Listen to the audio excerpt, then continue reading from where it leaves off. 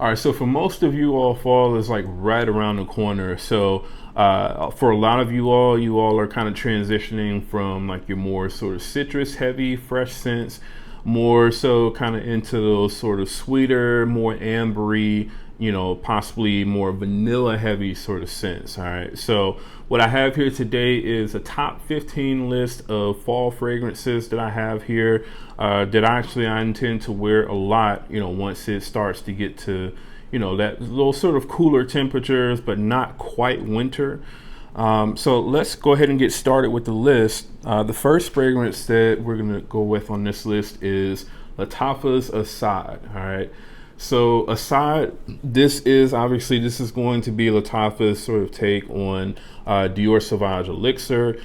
Not exactly the same. This doesn't have as heavy of an emphasis on the licorice note, and it has a slightly sort of amped up, vanilla note as well. So slightly different, but I mean, for the most part in the air, most people are not really going to be able to tell too much of a difference. In my opinion, Sauvage Elixir is definitely stronger than what this is. But, for what you can typically get this for, which is normally under $30, this is a very good deal. And again, this is going to be Lattafa's Asad. All right, next one on the list. This is going to be one of the newer fragrances that I just got in recently. This is from Fragrance World, and this is Fragrance World's Music Fest. So Fragrance World's Music Fest, this is their take on Maison Margiela's Jazz Club, and this is a very, very good interpretation. Now, Jazz Club, from what I've seen, it's not really that expensive of a fragrance. I think you can typically get it for like around $80 or so for a bottle of that fragrance. This one, though, I was able to pick up for like around $30, and this is a 100 ml bottle, I believe. And I mean, to my nose, it's like 95% close. Maybe in the opening, the pink pepper is a little bit more sharper and more defined in the original fragrance. But this, for the most part, like I said, smells about 95% close. And in like the far dry down, like past that 6-hour mark, at least on my skin, I could smell this a little bit better than what I could Jazz Club. So this is a very good interpretation. I definitely plan on getting the other fragrance from this line, which is, also cloning or inspired by the Fireplace. Definitely want to see, how close that one is. But so far, I'm very impressed with this one. Again, this is Fragrance World's Music Fest. All right, next one on the list. This is also from Fragrance World. This is from their F8 Paris Fragrance World line. And this is one of their Extrait de Parfums. This is their take on Initio Side Effect, and this is After Effect from Fragrance World. So this is definitely one of my best pickups, in terms of, F8 Paris Fragrance World fragrances. This is just a really boozy, spicy, sort of fall and definitely wintertime sort of scent, in my opinion. And it leans more so, at least for me, as like a nighttime wear fragrance, but I do also wear this fragrance, in the daytime as well. And, it works just fine for me. So, definitely if you like a really sort of boozy, spicy, really sexy type of scent, this is definitely one to go with. And again, this is F8 Paris Fragrance World's After Effect. All right, next one on the list. This is from Dolce & Gabbana, and this is Dolce & Gabbana, the One EDP. So the One EDP, this is definitely one of my favorite fragrances, in terms of like designer fragrances. This is just a really sexy, cardamom, tobacco, amber. It has like all of the different notes that you would want, in my opinion, in like a top-notch sort of date night fragrance. But just all in all, I mean, I think this is really a nice fragrance that, you can also wear during the daytime, especially during like the fall and the winter time, for sure. At least on my skin anyway, at least with this bottle that I have, which I recently got, I want to say some point last year or so. This bottle lasts on me at least about 7 to 8 plus hours. So The performance issues that I used to get with wearing this fragrance, where it would only last on me maybe about 4 to 5 hours or so, that's not really the case for this bottle that I have here. I definitely get way more performance out of this. Really happy with the way that this performs and smells. And again, this is Dolce & Gabbana's the One EDP. All right, so next one on the list, this is from Fragrance World, and this is their take on YSL's Tuxedo, and this is Fragrance World Suits. So Suits, honestly, you could, either go with Suits or Tuxedo, whichever one you can find or whichever one you have. This to me definitely gives a little bit better, performance than what the Tux does on my skin. Definitely in terms of longevity, this lasts a lot longer than that does. And I would say, once you start getting into the dry down, this is noticeably stronger than the Tux is on my skin. Now, the Tux is, in my opinion, slightly more accurate in the opening in terms of, how it relays like those peppers that are in, the original fragrance Tuxedo. This doesn't have as much emphasis on the peppers. It almost sort of smells kind of like it has a slightly sort of fruity emphasis, maybe like on mandarin orange or something like that. But I mean, really, after probably the first hour or so, this comes identical pretty much to Tuxedo, especially in the way that it portrays the patchouli. And I mean, after that point, it's pretty much just identical to Tuxedo, and even for me, outperforms Tuxedo. So I really, really enjoy this fragrance a lot. And again, if you're a fan of YSL's Tuxedo, this is definitely the one that I recommend to people. So again, this is going to be Fragrance World Suits. All right, next on the list, this one is also from Fragrance World. This is definitely, in my opinion, one of the best, sort of Fragrance World clones that I have. And this is their take on Carolina Herrera's Mystery Tobacco, and this is Tobacco Myth. So even though this is not going to be, as top notch, in terms of the smoothness as the Carolina Herrera is, this is very, very close, and this is way closer, in terms of quality, in terms of smell, than what the Maison Alhambra version is. I can't even remember what it's called. Exclusive Tobacco, I think, is what the Maison Alhambra version is called.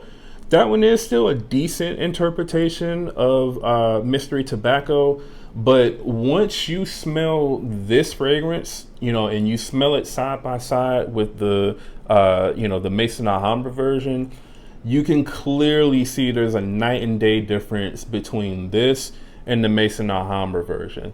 Now, there's also a pretty large difference between this and the original.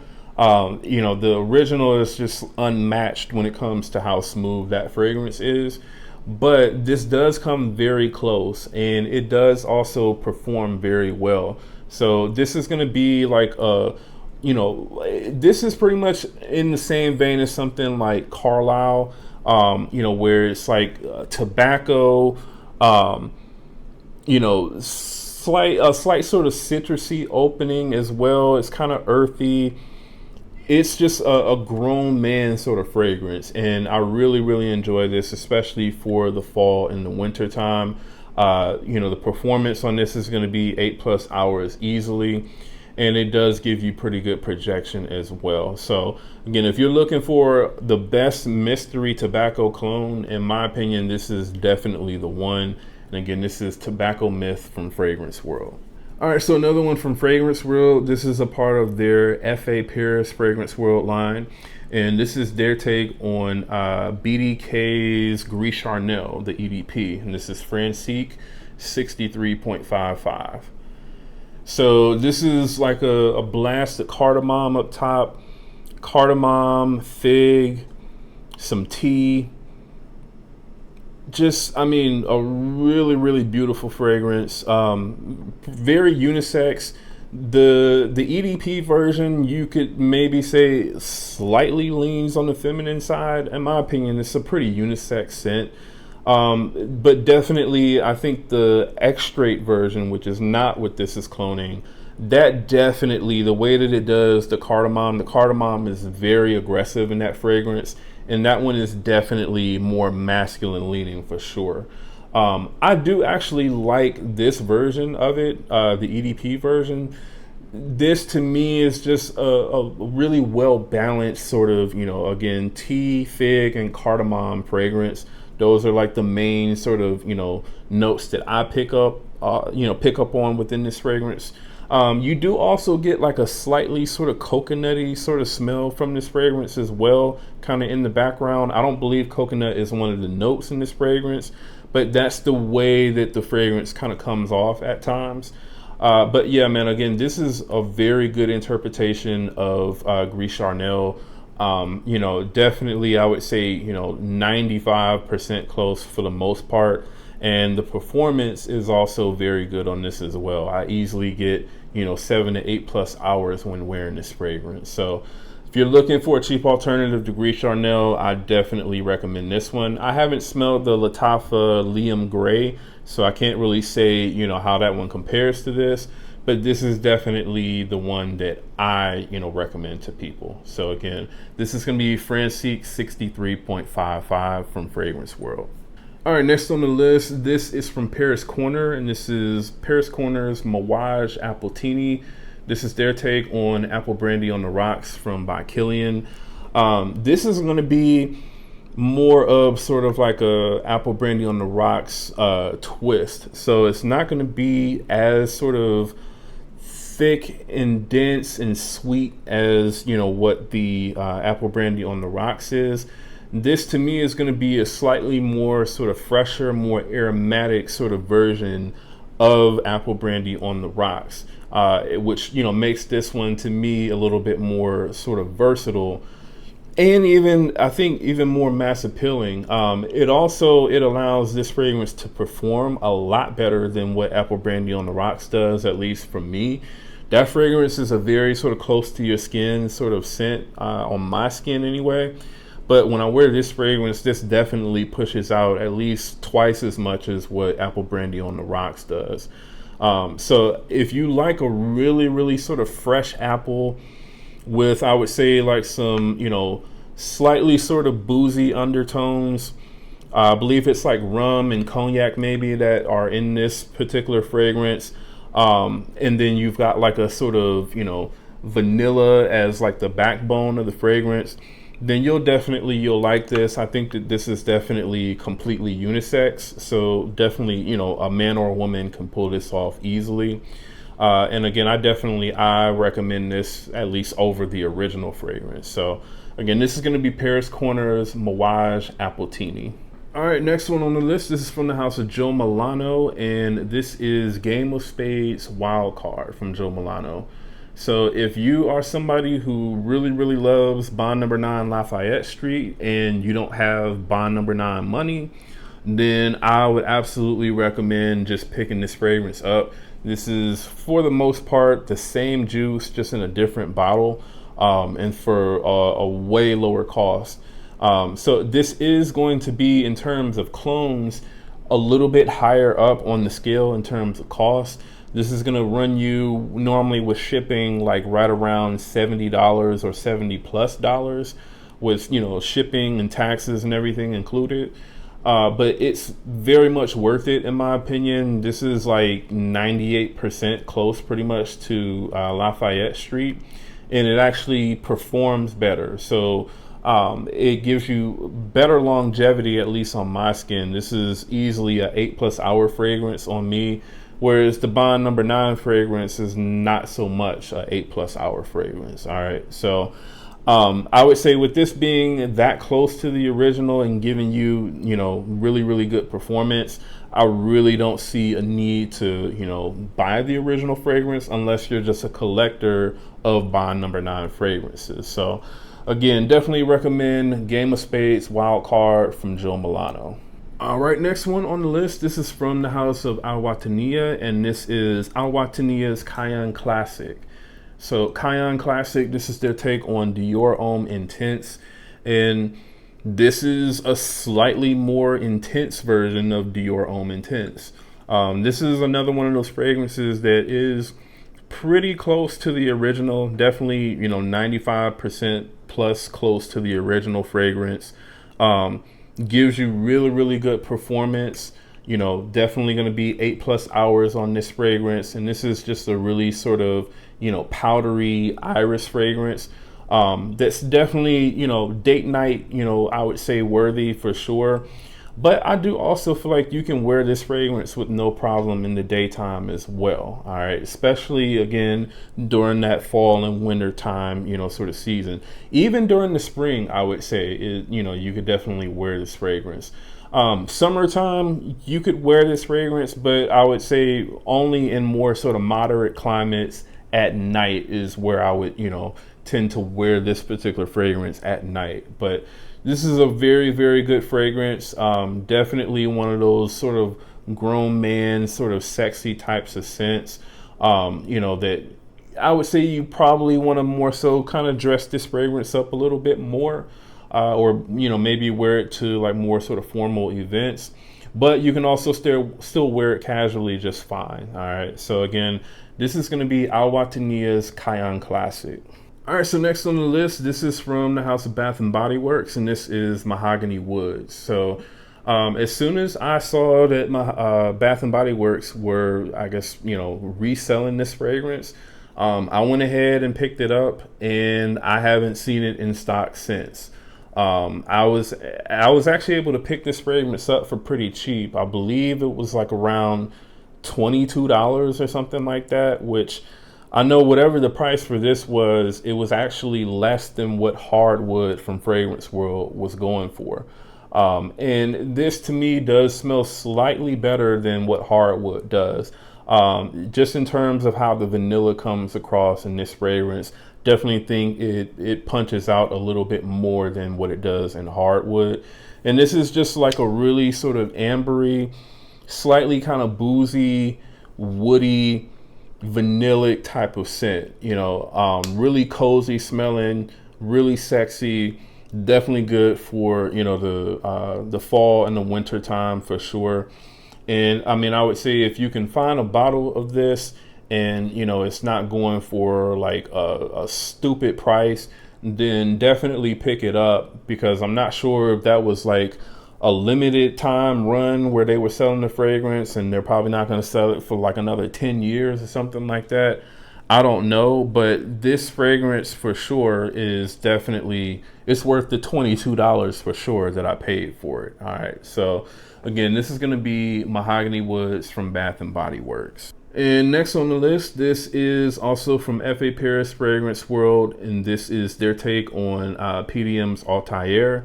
And this is Liquid Brun. So Liquid Brun, this is easily, I would say, Fragrance World's best, sort of interpretation that they put out this year. I do have their take on Angel Share coming here soon. I'll have it by next week, which is the, Royal Blend. So I do have that one coming. I'm hoping that one is, like the best Angel Share, the end all be all Angel Share sort of clone. So we'll see how good that one actually turns out to be. But at least so far, this has definitely been, in my opinion, the closest clone that they've put out, and just the best in terms of quality and smell. This is just a really sort of, spicy, aromatic, sort of vanilla scent, that it definitely comes across as being a more masculine, leaning vanilla scent.